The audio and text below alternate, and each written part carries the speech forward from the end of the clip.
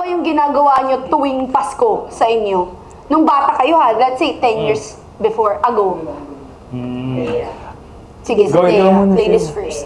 Well, ano kasi sa family namin, since yung dad ko from the UK, tapos syempre yung mom ko, mga Filipino na traditions, ginagawa namin, pinag-mix namin. Kasi di ba dito sa Pinas, Noche Buena tayo. Sa ano naman, sa UK kasi, Christmas lunch. Christmas lunch. So, ganun yung ginagawa namin. Na pag sa December 25 mismo kami nagse-celebrate, lunchtime. Tapos kasi yung kapatid ng mom ko na isa, yung family niya, nasa Qatar din. So may mga pinsan ako na nasa Qatar din. Tito-tita ko nasa Qatar din. So, nandun kayo? Oo. So lahat pumupunta sa house namin. Tapos nag-Christmas lunch kami. Ganyan.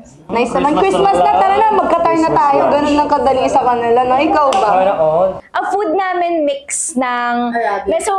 mix ng food ng dad ko. Tapos mix din ng Pinoy na food. So meron kaming turkey. Continental breakfast. Turkey. Lagi kami. Yes, uwi ako.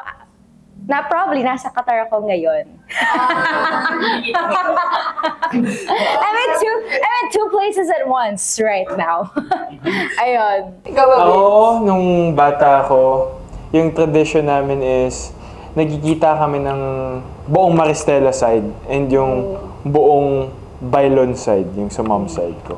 And pupunta kami, yung Maricela side naman, pupunta kami sa bahay ng lola ko dati. And sobrang dami namin, siguro mga 40 kami, 50. Yung sa side ng dad ko, 8 sila siblings eh. So isipin mo na lang, yung mga pinsan ko, may mga asawa na, may mga anak na. Dami. Yung mga anak ng pinsan ko, ka-age ko, yung mga ganun. So, Barkada. So, yun yung tradition namin. And isang food na hindi nawawala sa amin is yung paella ng lola ko. Kahit nung... Mayaman nga talaga sila. Balenciana lang yun sa amin. Kasi yung lola ko, Spanish talaga sila. Yung lolo ko tsaka lola ko. Soy Dora? Soy Dora. So, yun yung specialty na never nawala. Kahit ngayon na nagse-celebrate kami ng family ko lang, hindi yun nawawala na dish sa amin. Ikaw ba, Sean? Since yung mom ko kasi Filipina, tapos yung dad ko Filipino rin. Pinoy Akala ko may lalagin ka maganda. Nakakainis! So, the usual, Noche Buena, may ham. Siguro dati talaga, ginagawa ng mom ko, may specialty siyang dessert, crema de fruta, ganun. Yung ginagawa niya talaga dati. Pero ngayon pa, medyo natigil, medyo tinamad din si mama gumawa. Kakapagod din kasi. Pero kayo lang na family? Intimate family? Kami lahat ng mom side ko. Lahat ng pinsan ko sa mom side ko. Dati pumupunta kami sa house ng tita ko. Tapos laging may pa-games.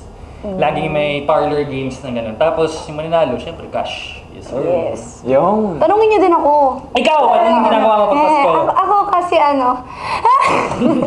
hindi, gusto ko lang i-shoutout yung tito ko dahil sa kanya talaga masaya yung Christmas party. Like, naaalala ko, grade 6 ako noon.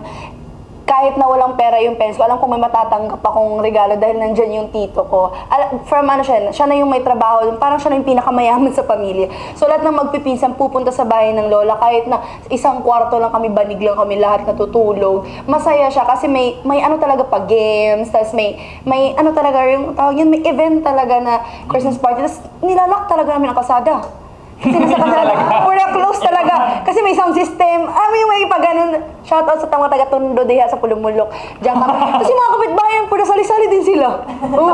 Pura sali-sali din sila. Kasi exchanging manito-manita. So yun, may matatanggap talaga kami. Shoutout kay Tito Yuri. Siya talaga yung parang nag-aano ng Pasko. Ngayon hindi na siya nangyayari. Mahirap na alam mo yung punta-punta.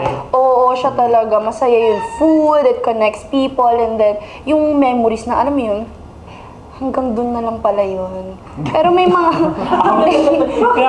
hanggang dun lang pala yun, yung kabataan na hindi mo na pwedeng balikan. Ngayon pwede siyang balikan, pero syempre tumanda na ang lola ko, natanda na.